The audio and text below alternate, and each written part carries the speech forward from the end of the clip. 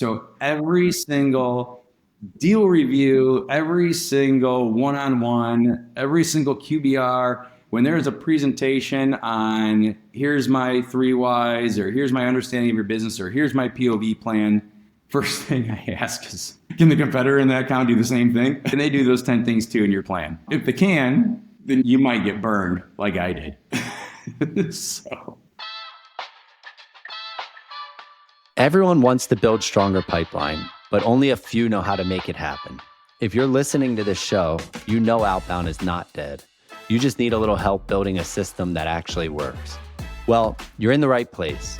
I'm Todd Busler, and on this show, we're breaking down the plays, processes, and frameworks behind repeatable pipeline growth, straight from the people who built it. Let's get into it. Hey everyone, Todd here. I'm really excited for you all to listen to this episode with Rick Kickert.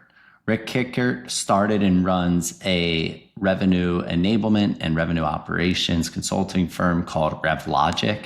He worked at some of the best B2B SaaS companies ever, including AppDynamics, Wiz, Rubrik, etc., and now works very closely with CROs at some of the hottest growing companies.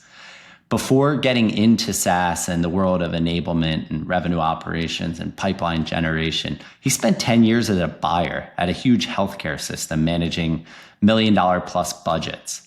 He brings a wealth of experience when it comes to buyer enablement and a big shift or reshift on how sellers should think about sales and buyer enablement. The episode starts off a little bit slow, but towards the end, he has some really hot takes and tactical advice for any enterprise sales leader, IC, or someone just getting into sales. I hope you enjoy. Rick, what's going on? Appreciate you taking some time. Todd, I am in a WeWork right now in beautiful Austin, Texas, in my travels, so I hope it's not too echoey or the light's not quite right, but I think we'll still power through it, and maybe you'll have something to work with here. We're finding a way, and I'm sure you're going to drop a lot of knowledge here that you've earned over a long time doing what you do. So I'm excited for the listeners to be able to learn from your wealth of experience. You've seen and built the enablement function in some of, I think, the best B2B SaaS sales organizations of all time. I wanted to start with what you see as what's the biggest misconception people have about enablement's role in building high functioning sales orgs? I think some of the biggest challenges that from an enablement team, and this isn't to be kind of direct here, but enablement's not meant to be order takers. Like that has been a foundational belief for me. Like you will get an entire an absolutely inbox full of requests of I need more training on this, I need more training on that, those type of things. But the best enablement organizations I think that I've had the opportunity to work with in some of these companies is that like everything needs to have a measurable outcome. So if I look at what are the founders' goals or the goals of the business, if I'm looking at what's the goals of the CRO, and every single request, I try to bucket it into that. So that could be something like, I need to increase the pipeline capacity from 3x to 5x. I need to increase our ASP from 50K to 100K. I need to reduce our deal cycle time by a month. I need to increase productive capacity by getting the sales team ramped up another month, 2 months sooner. If those aren't the goals that are aligned inside the company, then I think as an enablement team, it's your responsibility to try and set those goals and set those measurables. So if I have a regional director coming to me and saying, I need more qualification training, it's great. I actually want to help you. Let's figure out exactly what needle we're trying to move with qualification training so I can measure it. You can help measure the team. You can socialize it. You can get everybody behind it. Everything's got to come back to a measurable outcome that drives the business. In those metrics, if you are improving on those metrics, kind of everything that goes inside of productive capacity, Todd, the rest just works itself out, believe it or not. I know as crazy as it sounds, but revenue is the lagging indicator. Those other things are the leading indicators that feed it. Rick, why'd you start RevLogic? As I said in the intro, right? AppD, Zscaler, Wiz, Rubrik, these are, I'm a SaaS nerd, right? Like I study these companies. probably way nerdier than I'd like to admit. Like they're the best of the best, like the Mount Rushmore. What led you to start revlogic and step out of, hey, I'm going all in on one company?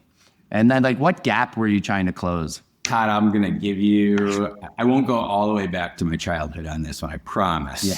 But I am going to go back a little bit into time, give you kind of it's important knowing the story of kind of like how I started my career. And I think it's kind of cool how things just lined up for me to end up in that. So before AppDynamics and Rubrik and Zscaler and Wiz, I was actually at a company called HCSC, Healthcare Service Corporation. It's better known to most as Blue Cross Blue Shield. So it's one of the largest Blues plans in healthcare insurance provider.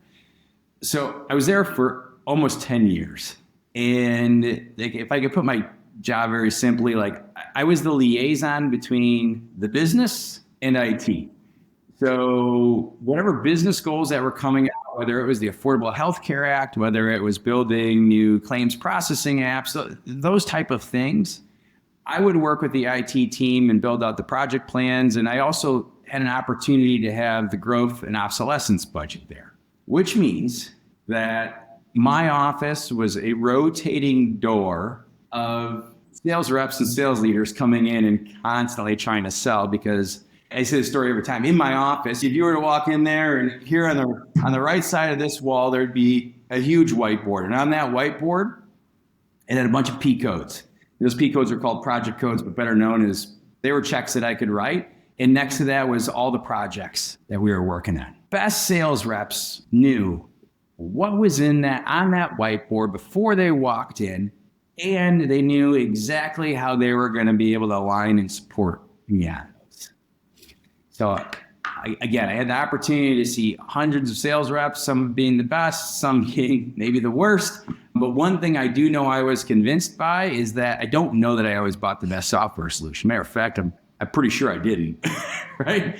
But I bought what I trusted, which means that the sales reps coming into my office, I trusted that they could support me with those programs, those projects. I'd give them an office right outside my door, or I'd give them a cubicle right outside my door, and I trusted they would be there and be help.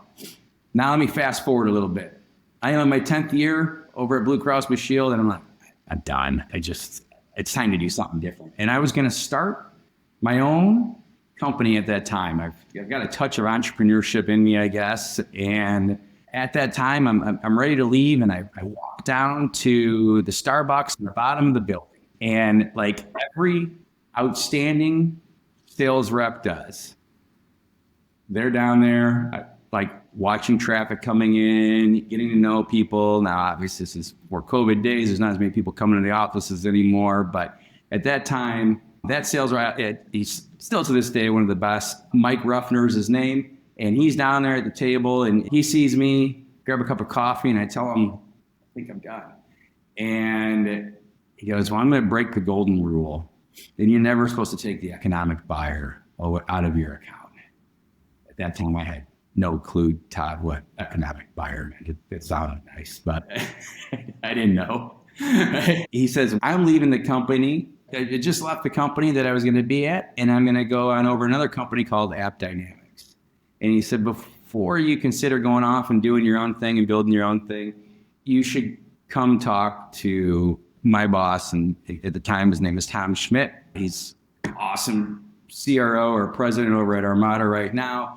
And Tom says to me, your Rolodex would be 10 times bigger if you come over to the other side, come work in software sales, work with some of the biggest companies, help build the BVC or Business Value Consulting Organization, enablement, all of that. I truly believe I was given a really good opportunity there. And I also got to learn from the best. So this whole time of like gaining that knowledge and learning, like there is very founding principles in sales.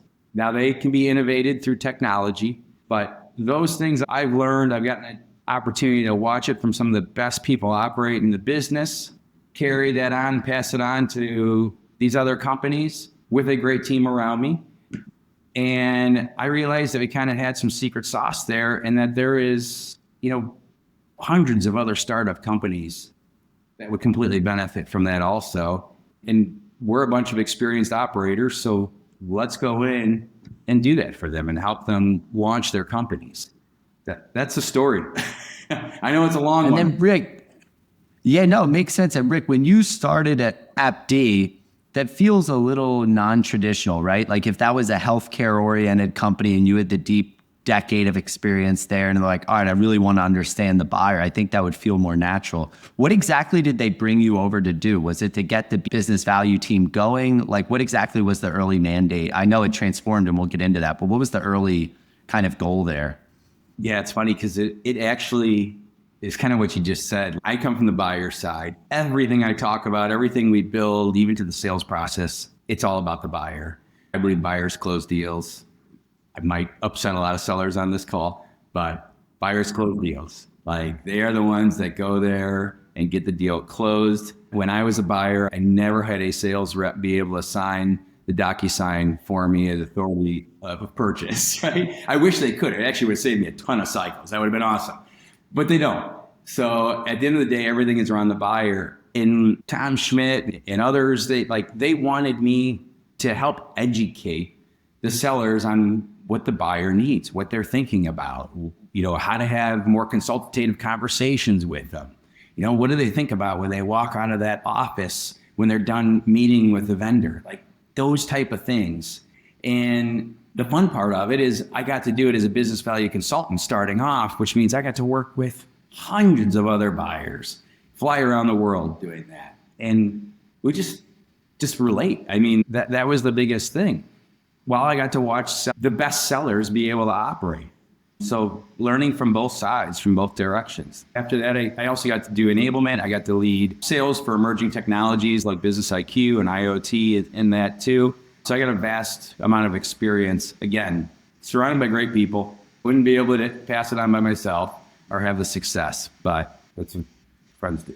What were those early learnings like for you, Rick? Because I would imagine some of that was, you didn't come from another organization that had like this elite B2B SaaS sales org, right? So like, I'm sure you were learning a lot from like, wow, there's a lot going in on this sales side in terms of training, their strategies, positioning, all of the stuff they're doing. What was most eye-opening for you when you started to get exposed to really good reps and sales leaderships in those early days? Oh, I'll share a funny story here. I've actually never shared this publicly. So this is a new one. So I get done. I go on over to SKO. That was like one of the first, in one of my first weeks, I was starting over at AppDynamics. And keep in mind, we don't do SKOs where I came from.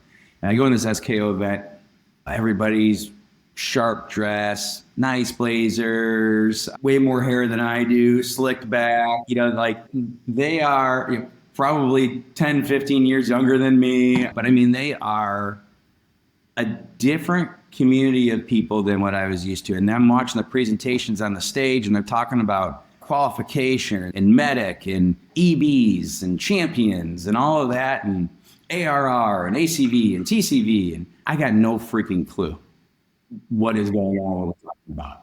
Little did I know that you could go into the CRM and put my name in and I was going to show up as EB or champion across different deals and opportunities. And there's my phone number and all that other dirt on me.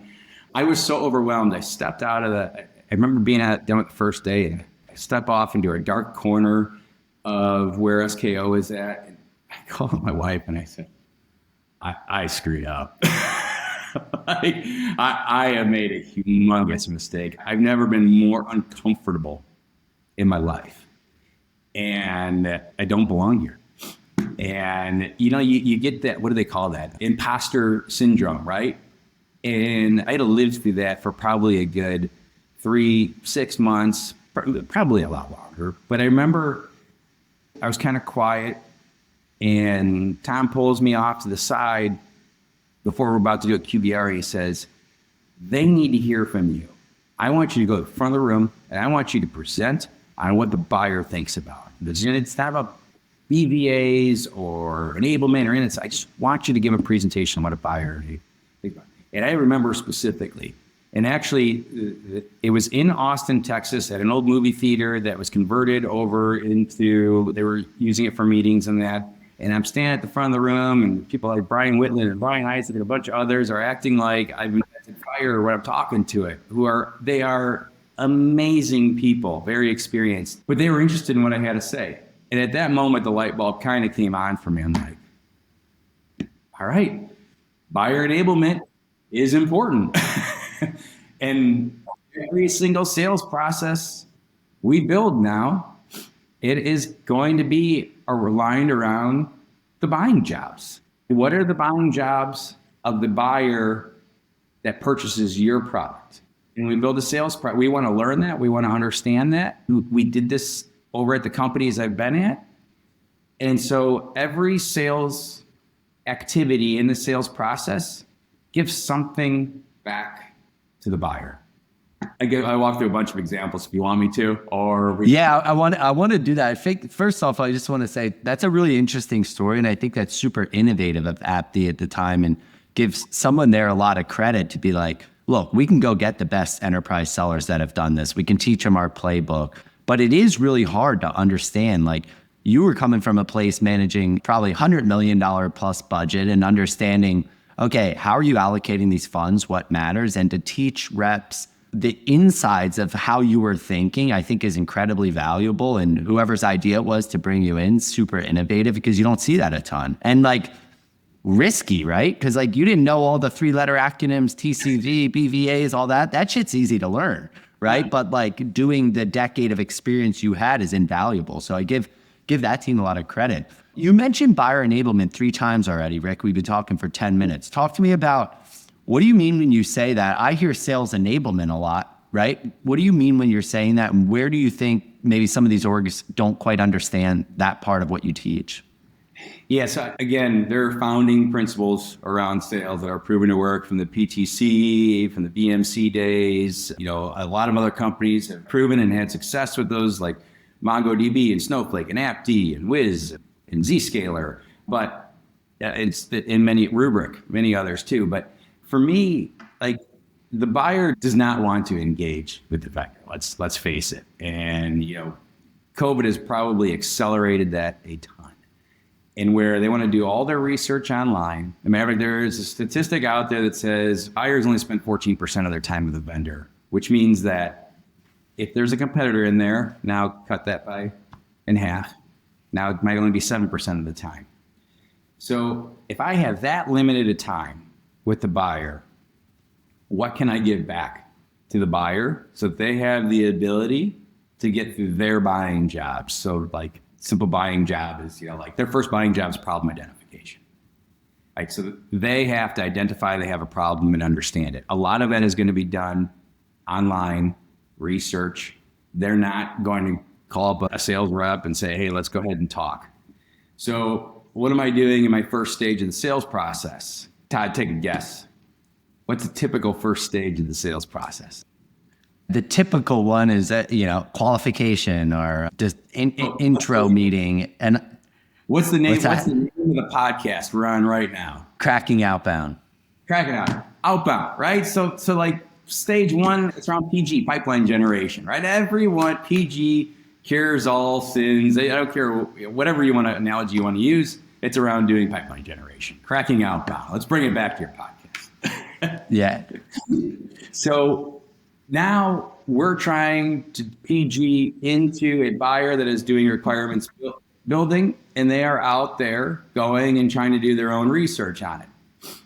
So great PG, if you do great discovery, like you just brought up, if I'm doing great discovery, I am figuring out what those personas are that are doing that research and what I can give back to them to educate them. There might be a white paper on this is how we do Kubernetes different. This is how we can save you money. This is how we can reduce your tech stack. This is how we can reduce your risk. Those type of things, like I don't open PG emails that just say, you know, hope your family's doing well. Let's go ahead and meet. This is some things I think we can do for you. It is something that I have been out there researching a problem I'm trying to solve, and boom, it shows up in my inbox. Turns out they might have something back to offer to me. Like that's stage 1, I've already enabled the buyer. By the way, that meeting that I get with them has a lot higher chance of converting to closed revenue than the spray and pray approach. That's one very simple example. Next stage of a typical sales process is probably doing some type of qualification. And for the buying job that's happening at that same time is probably around solution alignment. So I've done my requirements building. Now I'm trying to align my solution, or I'm exploring for the solution exploration. I get a meeting with them. I'm going to do a lot of discovery, but I'm going to come in with some type of value hypothesis that shows this is how I think our solution might be able to solve your problem, which means that I have to do a little documentation. I've got to do a little more discovery to figure out how I think I can solve their pain ahead of time. I've got to put it into a template that they can use, socialize, easy to read, gives a story back to them to enable them and remind them that, hey, this is how our solution, this is how the AppDynamics solution, the Zscaler, the Wiz solution can help solve your problem while you are in that solution exploration phase. We keep moving to the right? I mean, like requirements building is probably the next buying job, right? That's gonna wrap around the POV. Now, if I understand and help them understand what their solution requirements are, now I'm gonna have a POV, a proof of value or proof of concept that's gonna knock it out of the park. But again, I gotta enable the buyer. So that means like, I make sure that I am showing them the things exactly that we documented that says, this is how we're going to help solve your requirements. If I just do a cookie cutter POC or POV, I'm not enabling the buyer, right? But I'm giving it back to them. If you're skipping a step, ideally in the perfect sales process and buyer enablement relationship, you align the two with each other and you say, if you're skipping a step in the sales process, you're skipping something that the buyer needs to complete their buying jobs because they got to go close that deal for you. It's really a mind shift of seller closing the deal to seller enabling the buyer to go close the deal. And every part of the sales process is more buyer enablement than kind of sales process. It's interesting framing. And again, I just go back to make sense that background. You were able to help do that so well.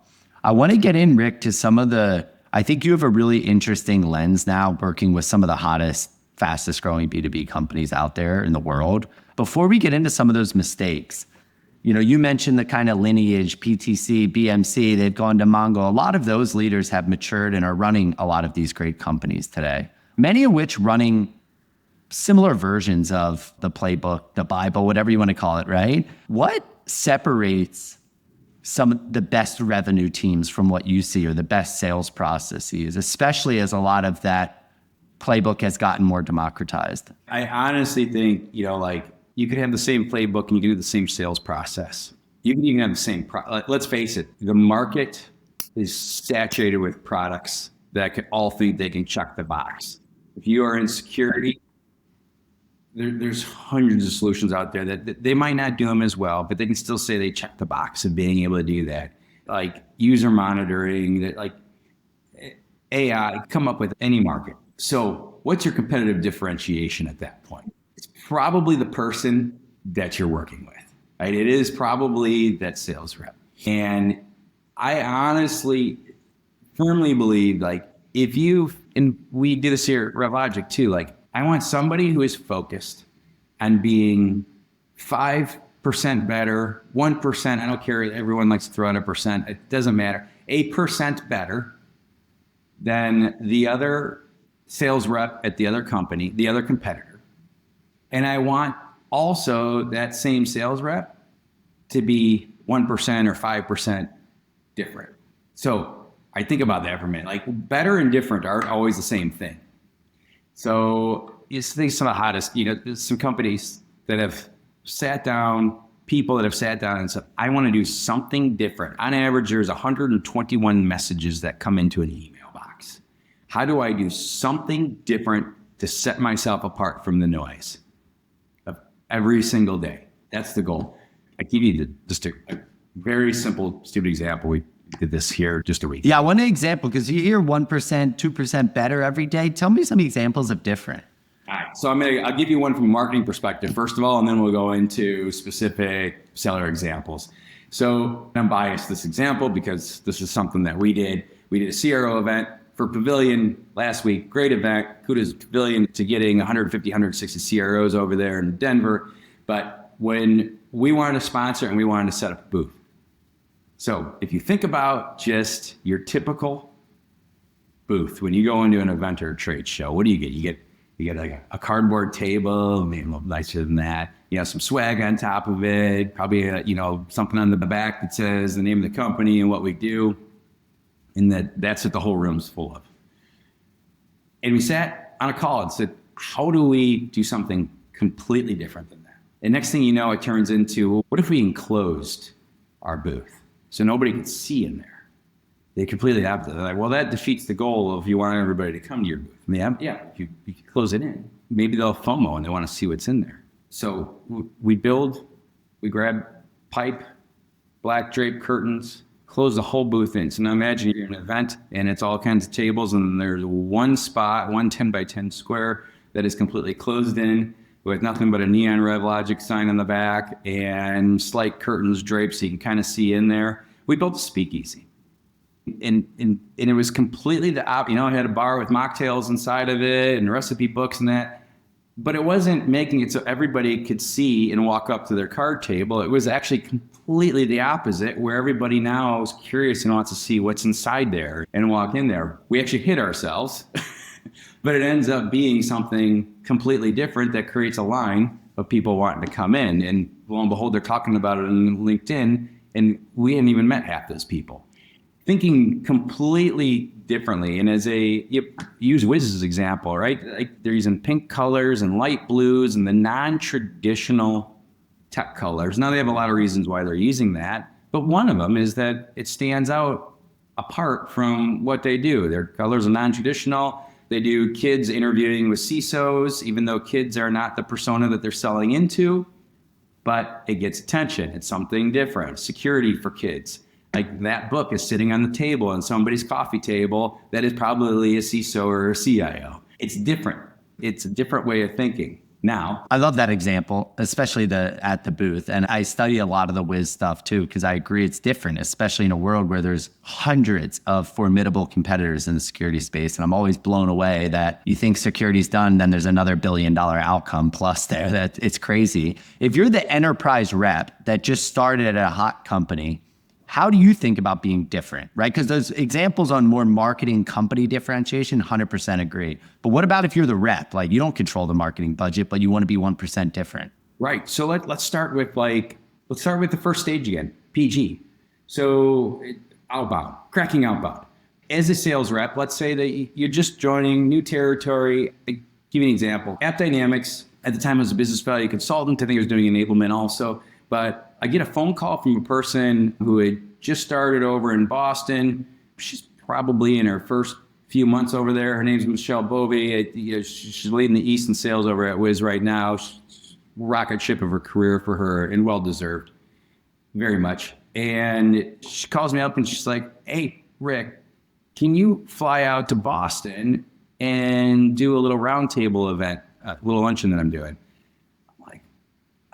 This isn't through marketing. There's a whole bunch of other events they're supposed to be doing, BizIQ and barbecue and all kinds of other places that I don't know if I have time. It said, how many people are going to be there?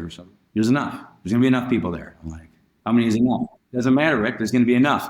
Like, when do you want it? Next week. I'm like, all right. I don't know her that well. Like, it's not marketing calling me. I actually don't know that our conversation went exactly like I just said, but it makes for a good story.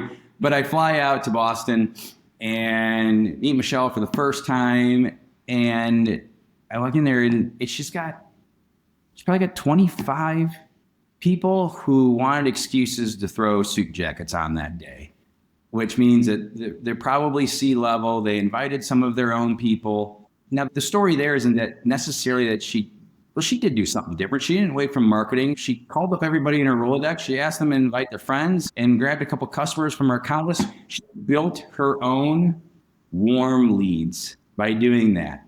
And you know what? Those are the best leads that you're going to get for PG. Again, didn't wait for marketing team. Was great over at FD, but she was like, I'm just going to do this. I'm going to go get it done. I'm going to get it scheduled.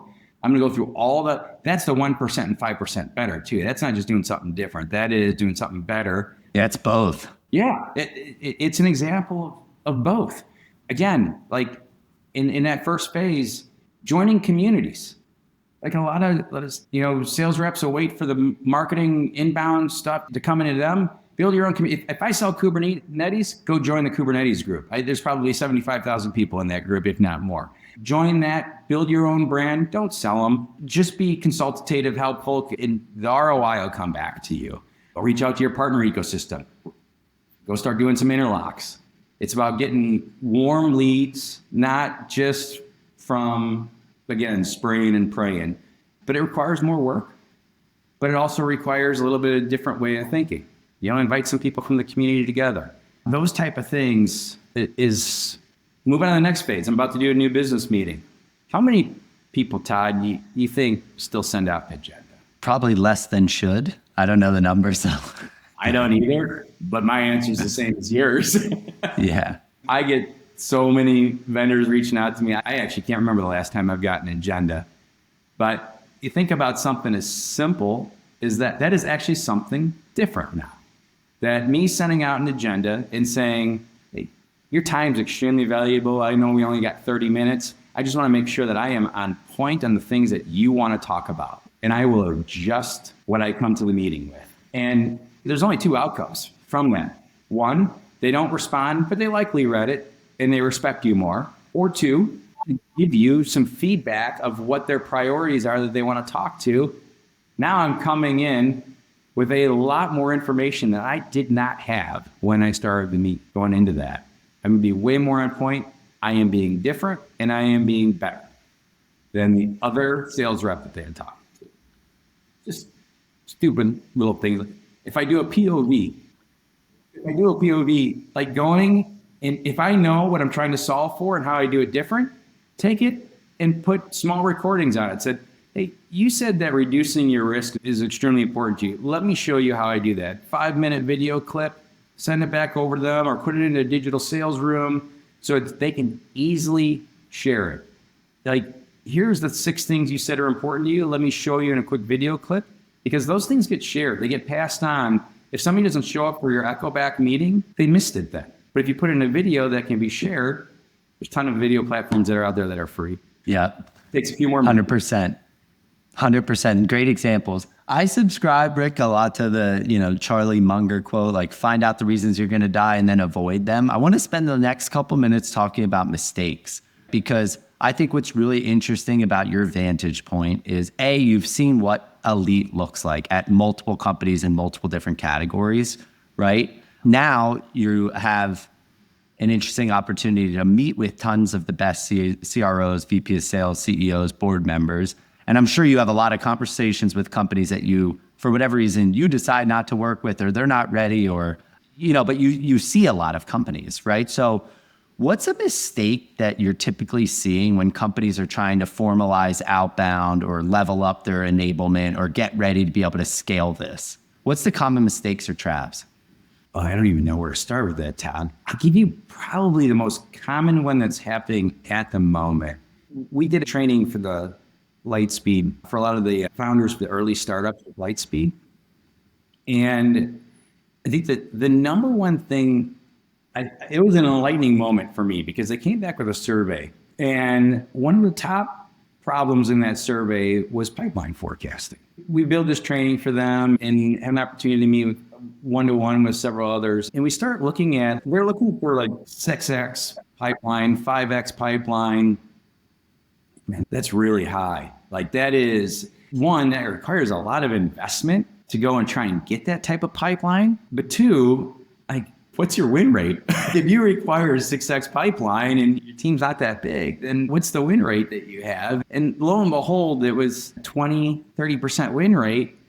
And I think the conversation there for a lot of us, less work to go and try and just win those deals than it is to go and try and create 6X pipeline. So to me, it's like, how do I do great? For one, where is my qualification in my sales process? Right, that's the first thing. So is it in stage 1? Is it in stage 2? It's got to be in there. And so am I qualifying that pipe? So I know I have to qualify it in or qualify it out, so I'm not wasting cycles. Last thing we need sales reps to do is wasting cycles on deals that have no chance of closing at all. And I don't want it in my pipeline forecast if it's going to drop out anyways. That is one of the foundational, most critical things to a successful hypergrowth company. So focusing on winning the at-bats that I have. The second one I think is understanding your ICP. So who are my highest potential personas and use cases to go close business? Because if I'm not landing in that zone, my sales cycles are taking way longer. It might require engineering resources to customize something. It's just more investment no matter what. And the third thing, I guess I gotta say, it's differentiation. Again, I brought it up earlier. There are so many companies in every single vertical that say they can check the boxes where there's just a lot of gray area. And people are comfortable playing in that gray area. So making sure that when you're getting into stage 2, stage 3, your sales process, and I'm documenting what I'm going to do in the POC or the POV, even when I'm building out my kind of understanding of your business, if I can't highlight things in there that say, if I can't show the buyer how we do it differently than someone else, can my competitor, I learned this over at AppDynamics. It was a painful lesson. I think that's why it's still entrenched in my soul and in my brain. Fly out down to Columbus, Ohio for a big executive meeting with I won't give the name, but a fractional jet selling company that's out there. And we had been working a deal for several months over there, getting wider and wider in the account. And I go in there to give the BVA, and I got the entire, it's a U-shaped room with all the execs in the room. And I'll tell you what, Todd, if I didn't think I'd crushed a meeting more than any other time, I just nailed it. And go through the whole BVA, value propositions, everything that we can do and save them money over 3 years, the ROI, showed them how we could do it in the POV. After the meeting, we go on over to the nearest taco shop. We order margaritas. We are celebrating and deciding what the price should be on that, and no discounting. We've got everything. A week later, your phone call, didn't get the deal. Our competitor literally took the business value assessment that I had presented. Didn't know there was a champion of the competitor in that room also, and basically said, we can do everything that they did and get you the same return on invest, the same ROI. All that work, all those sales cycles, that flying out, all the flights, all of that. And somebody was able to just literally take what we built, our competitor, and say, yeah, we can do the exact same thing. And you'll get that same savings too. That is a moment that you don't forget about. And so every single deal review, every single one-on-one, every single QBR, when there's a presentation on here's my 3 whys, or here's my understanding of your business, or here's my POV plan, first thing I ask is, can the competitor in that account do the same thing? Can they do those 10 things too in your plan? If they can, then you might get burned like I did. So that's an interesting story. I want to summarize 3 things you said there. I also see this. I'm in an interesting position where I talk to tons of VP of sales, CROs, and I also see the same obsession on pipe coverage versus the focus on conversion, right? And yeah, I think a lot of people are getting screamed at on pipe coverage, and everyone will tell you their biggest problem is pipeline. And I do a lot of probing there to say, is that really the problem? Right? Or are we better off diverting effort somewhere else? I agree 100% on the ICP too. Where do you have the right to win? And with more vendors in every category, that's narrower, not wider, right? When people say their ICP is huge, I say, okay, that's not good, because you're not going to look perfect to anyone. The differentiation point's really interesting too, because on one end, and I talk a lot with our sales team, look, there's a couple people that do what we do, but there's thousands of people that are trying to deliver the same positive business outcomes that we deliver, right? So when you send that email and yes, our ROI case makes sense, great, so do 800 others, right? So it's not only differentiation and how you're getting in, but the last part I think is a real big challenge for people right now, right? You can come up with the great required capabilities. You can help the buyers shape that. You can come up with the BVA, but that last point of cool, how do we get so detailed that we're the only one that can do that? Because that situation that happened to you is happening, in my opinion, more than ever in software, just because there's more players in there and there's more overlap in what people are doing. Yeah. So if I gave you, it's a year, you're in Miami right now, but you came from Jersey, right? So does that make you a Jets fan? All Philly sports fans. Okay. All South Philly. Jersey. Yeah. All right. So Todd, if I told you Eagles suck, always have, always will, my Chicago Bears are way better, you would be able to defend that down to the T. You would throw stats at me, one just as recent as what just happened at this, right? Yeah. Again, you will have so much conviction that my Chicago Bears suck and your Eagles are outstanding. And that's what I want every seller to have, that same conviction and that same passion, the same way they're going to defend their sport or their hobby or their hometown or whatever that might be, to be able to defend your product. And if you can defend your product that way, you're going to have differentiation in there. Right? That's the level that we want. That's what great, back to that conviction matters 100%. The conviction matters. I know you asked me the question like 20 minutes ago, but you asked what makes them different. That's one more thing. Last two questions I have for you, Rick. First one is, you see a lot of these companies, they find product market fit, they figure out how to get multiple reps productive, they raise a big round. Now they're about to make some real significant investments into go-to-market. Where do you see companies wasting the most time or money when they're making that investment, right? Because you probably go into a lot of orgs where they just got rid of the CRO, they just burned a lot of money on a false start trying to get this thing going. Where do you see that as like poor investments, poor wasted time and money? My humble opinion, but the best CROs or heads of sales or founders that I've seen, they're not going to go hire a bunch more sales reps to bring in more revenue. They're first going to look at what their current sales attainment rate is, and then look at what their productive capacity is of their sales team and their go-to-market team. So if I focus on increasing that sales attainment first, so how do I make the sales reps that I have better before I go hire a bunch more? Because I'm probably, if they're not that great, I've either hired wrong, I've hired the wrong portfolio, maybe I need hunters, but the difference is that I have to make sure that I've got the ecosystem in place to support a great sales team. I've got to have the apps, I've got to have the enablement, I've got to have, maybe it's the channel, right? There's ways of focusing on unlocking the channel at the same time that I'm trying to unlock my sales team.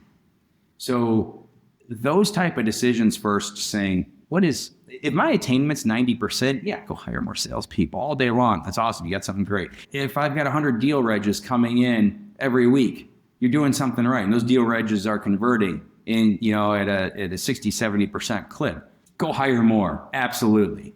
But if it's, 30, 40, maybe even 50%, and my ramp times take over a year to go get somebody productive, I got to go cook those things first and then have a great sales team after that and go hire. But immediately, the quickest mistake is if I go hire another sales rep, they got a $1.2 million quota, I can count another 1.2 million coming in. It doesn't work. I wish it worked that way. I really do. And I guarantee every sales rep I listen to this podcast wishes it worked that way too. But they got to be set up for success. And they're not. So 100%. And it goes back to your 3 points, right? Do we have that win rate conversion story? Do we actually know where we have the right to win? Do we have and believe with conviction some differentiation, right? So go back to your earlier point, which, is kind of tying this together. Last question I have for you, Rick, and it wouldn't be a podcast in 2025 without it, is, you're on the ground with some of the best companies, period, right? And the way I see you, and I know this because, we have joint customers, we have a partnership together. You're deep though, right? Not just strategy, but you're also in the systems. Where are you seeing, I personally believe that AI, as it gets better, will likely make sales teams smaller but more productive. And I actually think the best sales reps are going to make more money than ever because they're going to be so valuable. But where are you seeing AI having a real impact for some of these go-to-market teams? Like, what are you seeing on the ground floor? Anything really jumping out, or still pretty early in terms of efficiency or output for the true upper mid-market enterprise seller? This is such a hot topic, and it's every other LinkedIn that's out there. People are building a brand, putting their face in a picture on LinkedIn with their AI opinions every single day. I try and give something a little bit different of an answer that's not everyone's talking about. For me, in my business, is to help a go-to-market team be more productive. I want them to hire more of them. I want companies to train more of them, all of that. So when I look at that lens and I say, how can I try and go back to that sales attainment? How can I get as many people productive as possible? Everything that we've spent here talking about usually came back to either the sales process or buyer enablement. So that is the job. That is the North Star. That is the compass. That is the work of what a sales rep and go-to-market does. Now, if I go look at AI, there's AI that might help me in that first stage, where it is cracking outbound. And it can help me do my account research, my insights, create me all right PG email that I should not just press a send button on. It's a great way to get past a blank piece of paper. But it's going to speed up my accounts and my insights and knowing the personas that I want to go into in that next stage. Again, we talked about is probably qualification and the new business meeting and that.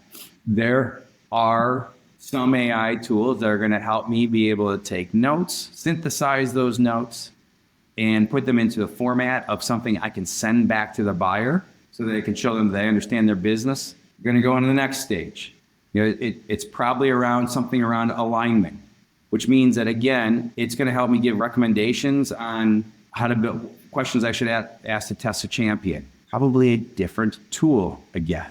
Now, going to the next stage, it's probably going to be around a POV and a POC. There's tools that are going to help with that. Probably a different one again. So RFP, quoting, tons of different AI tools that do it. Different tool again. I mean, tell you what frustrates the heck out of me with what's going on at the moment is that those are 6 different tools that I just talked about that have to go and help the seller. That is not helpful. To me, that is not helpful. A seller already only has about 30% of their time to sell because they're so busy updating a crappy CRM, or they're busy logging into different tools to try and figure out, how do they set up their sequences and how do they update Medic and all those other different things. They need the tool that is going to help them be their assistant and make them more efficient through every single stage of what they do in their operational cadence. When that tool comes out, that to me, when that AI tool comes out, that will be the winner. That's the one that is truly helping a sales team be able to operate, be more efficient, hopefully 10x their pipeline in the way that they execute it and the way that they close it. But just coming out with, all these individual tools that now say they have AI, they're still in a silo. And I think that's confusing the heck out of the market right now, and confusing the heck out of the sellers and the sales leaders and the founders and the boards and the VCs. Give me one tool that helps me be right there on my side through everything I have to do. Don't make me log into 6 or 7 supposed AI tools. Sorry, I'm pretty passionate about it. Different take. Yeah, it's a different take too, right? I think it's challenging to pull something like that off, but it's a different take. And like I said, you're on the ground floor, you're seeing it. So Rick, this was awesome. I think you obviously have a wealth of knowledge here. And I think what's really interesting, I talk to tons of sales leaders. I have many of the greats on this podcast, but you can tell just in talking to you how your role as a decade as a buyer, right, really shapes everything that you approach from the other side. And I'm not surprised by the success you've had. And because that different framing, I think really having the empathy for the person, those EBs and those potential champions, I think the world is only moving more in that direction, right? Buyers have all the knowledge, right? So like, I think what you're doing is awesome. I'm a huge fan of RevLogic. I've learned a lot in this conversation. So I appreciate you taking some time, Rick. Yeah. Todd, I'm a huge fan of Champify, and I've loved the conversations that we had. This was easy. It was easy to talk about it. So it was my pleasure. Have me back anytime. Awesome. Thanks, All right. Rick. Thanks for listening to Cracking Outbound. If this was helpful, let us know by messaging me, Todd Busler, on LinkedIn, and share this episode with a friend that you think will be interested. If you want more resources about building and scaling all things outbound, you can sign up for our newsletter at champify.io/blog.